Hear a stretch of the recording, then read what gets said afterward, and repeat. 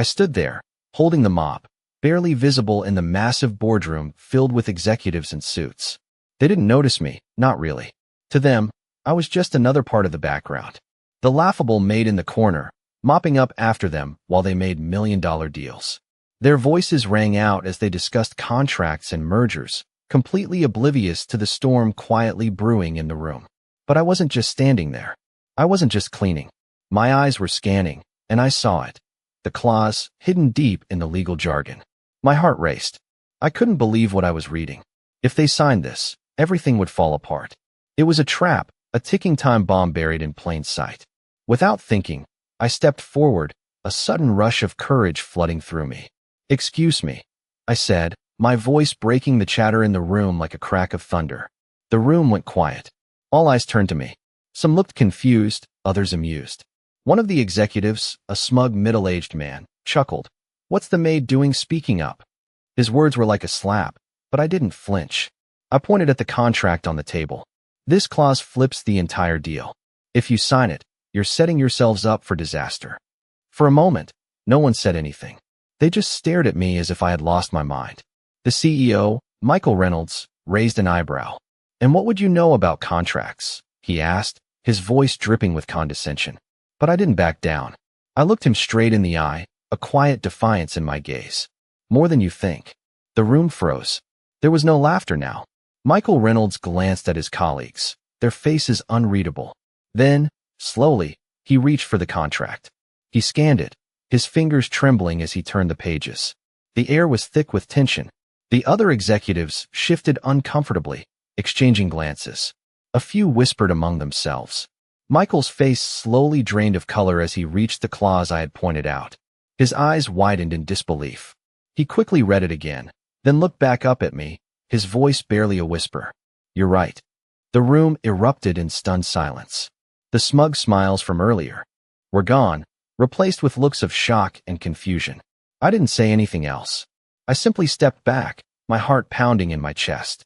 They had underestimated me, but I had just saved them from making a catastrophic mistake. And as the weight of the situation settled over them, they realized the truth. I wasn't just a maid. I was the one who held the key to their success or failure. The tension in the room was palpable. They had all been stunned into silence, their eyes now fixed on me, the maid who had just exposed their grave mistake. Michael Reynolds, the CEO, still held the contract in his hands, his fingers shaking slightly as he reread the clause I had pointed out. The smugness had drained from his face, replaced by an expression of confusion and disbelief. The other executives, who moments ago had treated me like I was invisible, now looked at me with a mixture of awe and unease. No one knew what to say. "How did you know about this?"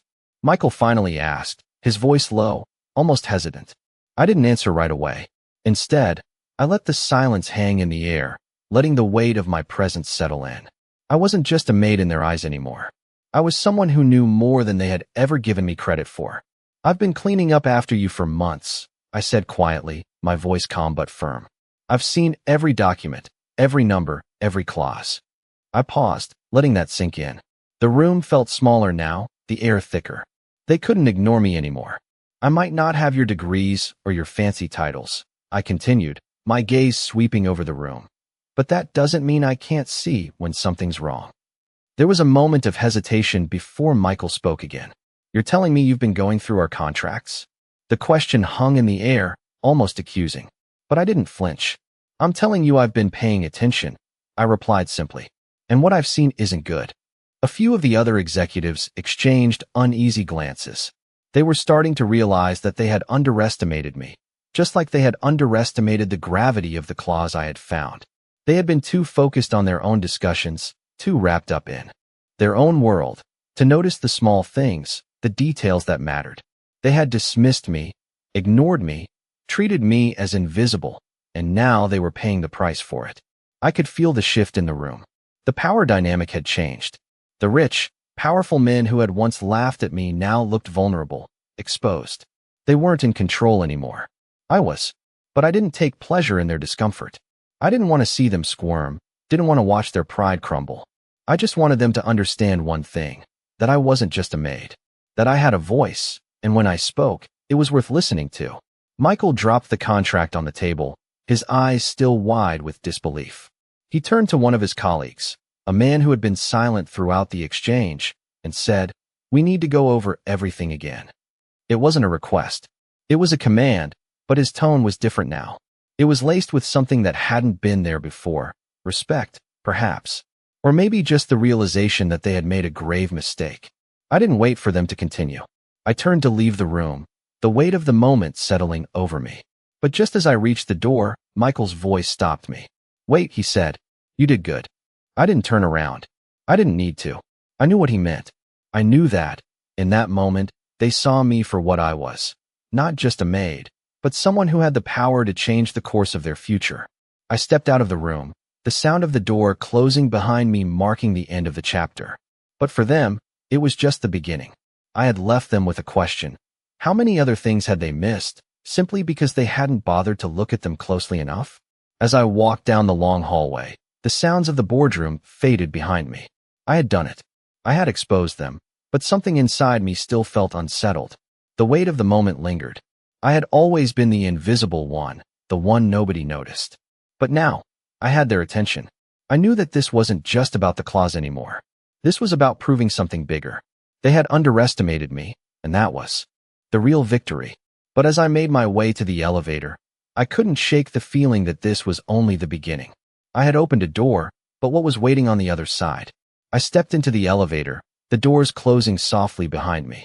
My reflection in the mirror stared back at me, a woman who had just changed the course of an entire meeting with a single action. But who was I really? Was I just a maid, or had I become something more?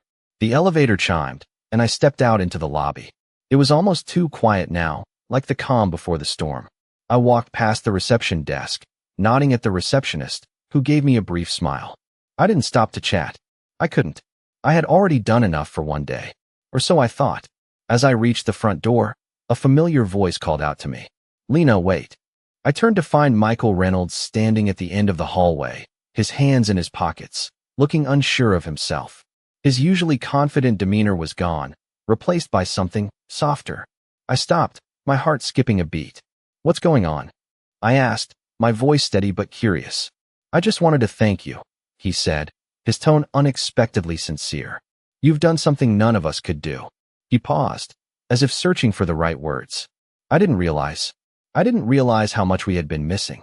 I didn't respond right away. I just stood there, watching him.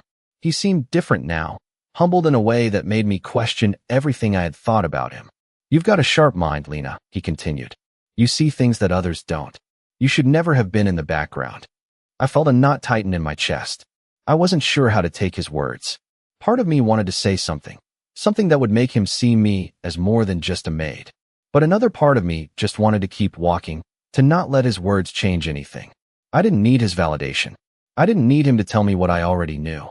I had already proven my worth. "I'm just doing my job," I said quietly, finally breaking the silence. "And I'm doing it well." Michael nodded, as if he understood. "I think we both know it's more than that," he said, his gaze steady. For a moment, neither of us spoke. The air between us felt heavy with unspoken thoughts. Finally, I turned and started walking again, my footsteps echoing in the empty lobby.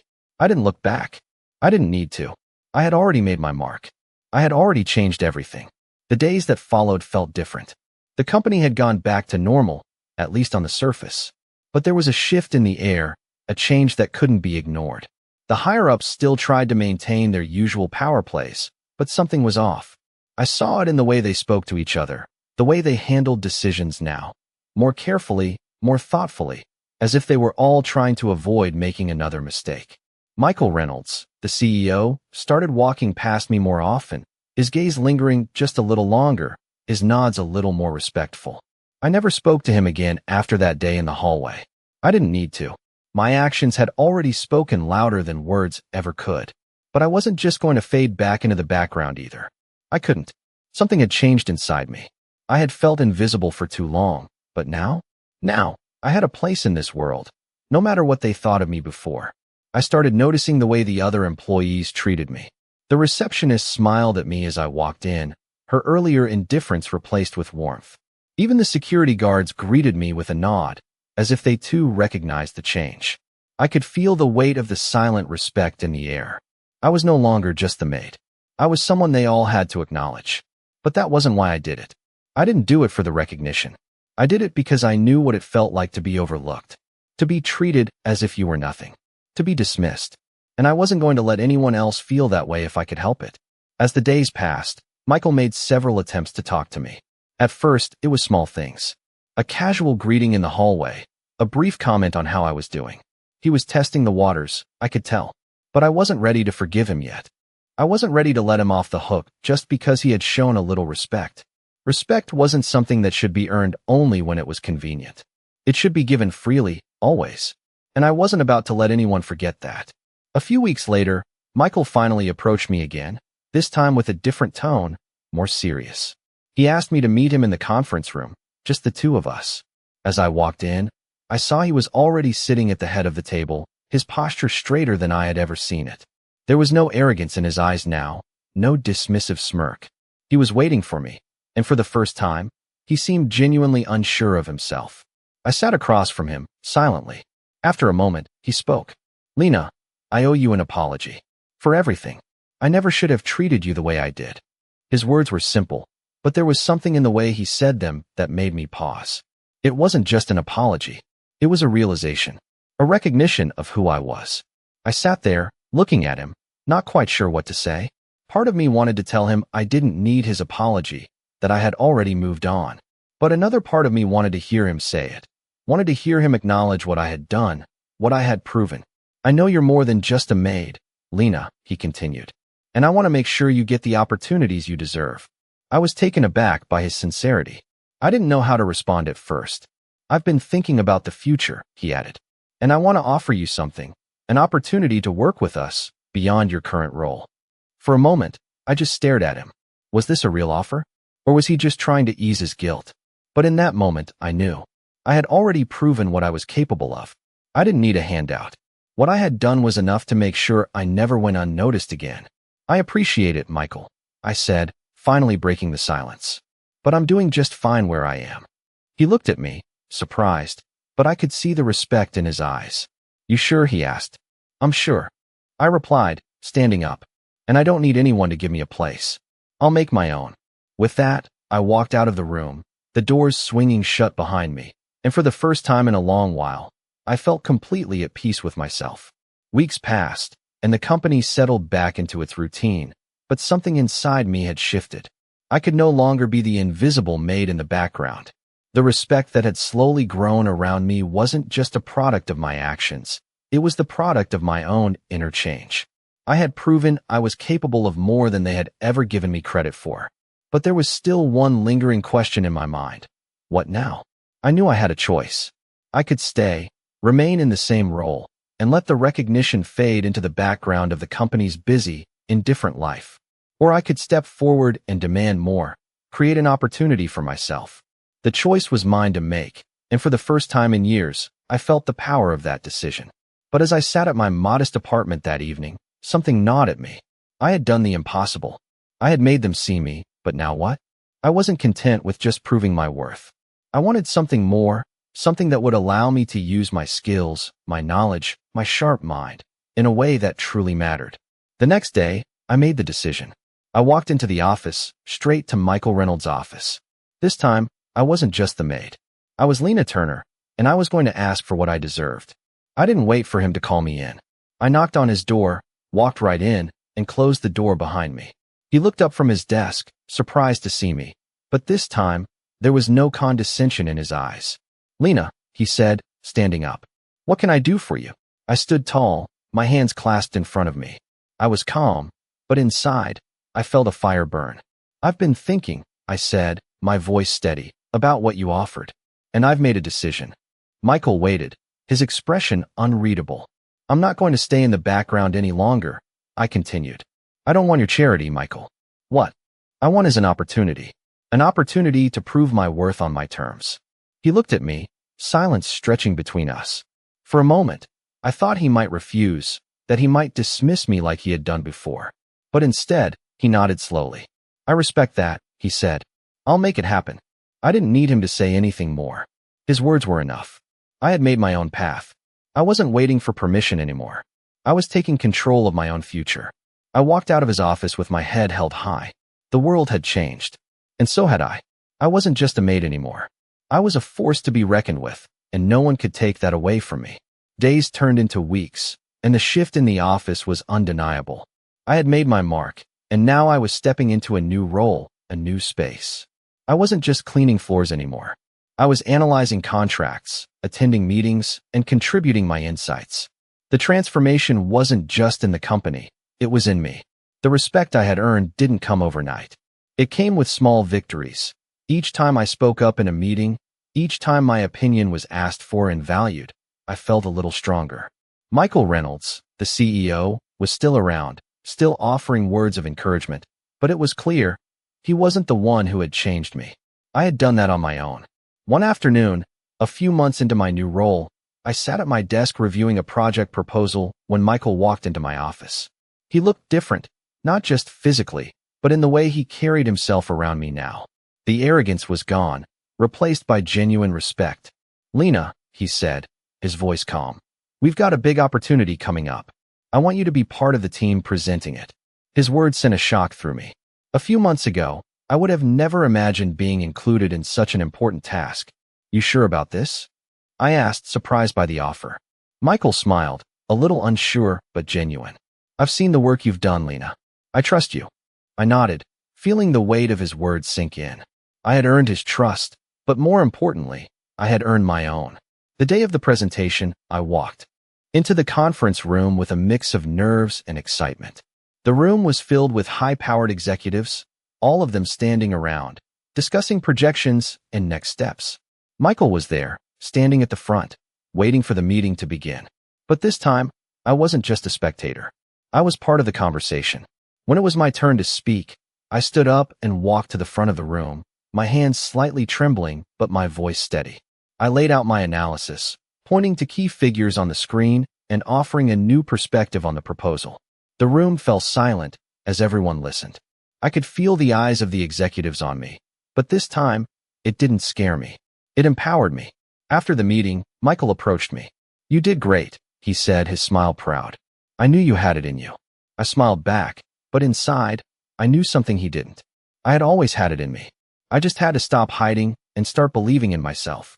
The next few months flew by. The company was changing, but so was I. I wasn't just a part of the team now, I was an integral part of it. The executives who had once ignored me now sought my input.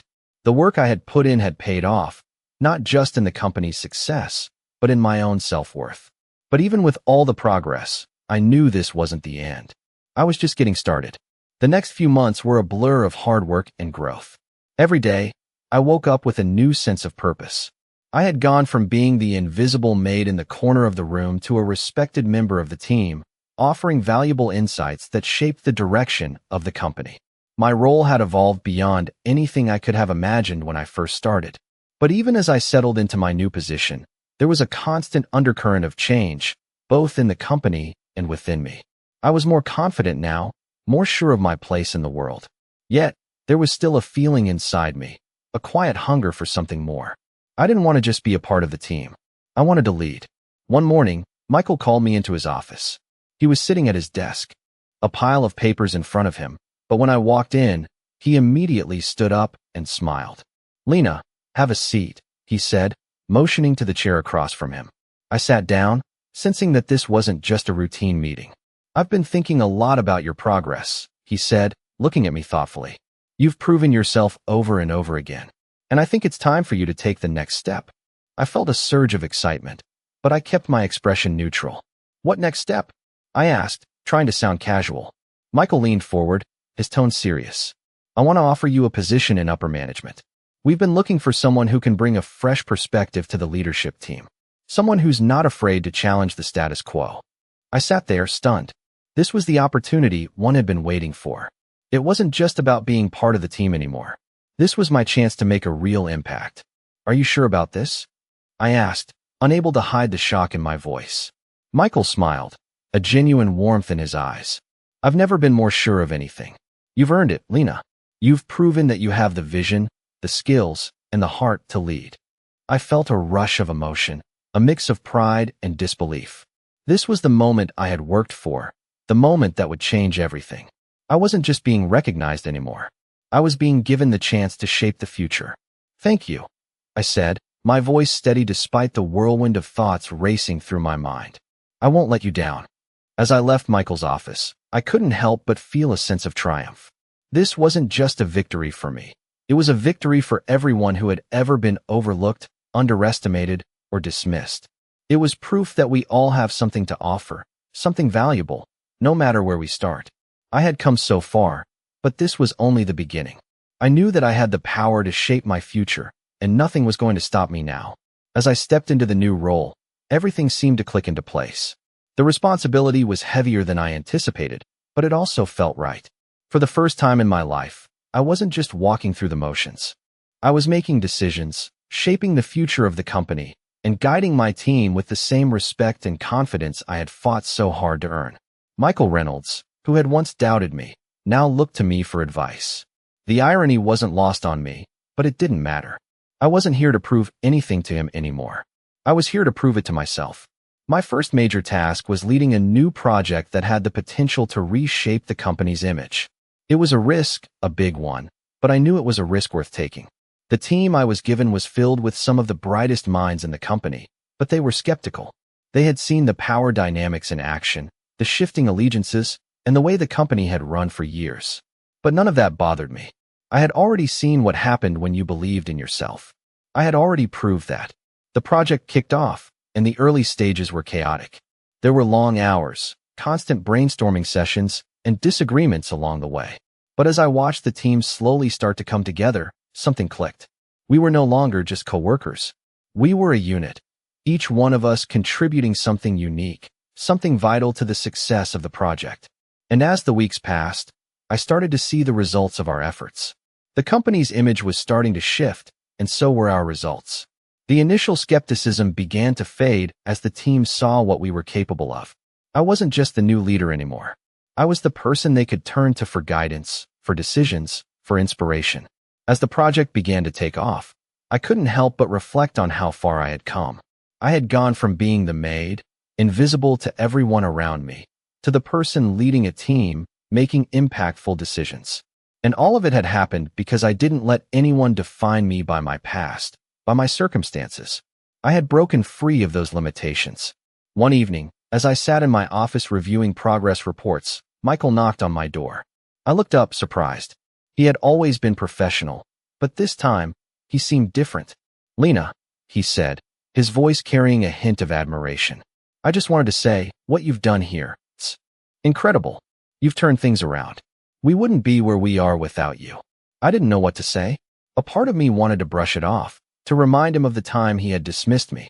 But another part of me realized that I didn't need his praise. I had already achieved what I came here to do. "Thank you, Michael," I said, offering a small smile. "But this isn't just me. This is a team effort." He nodded, a genuine respect in his eyes.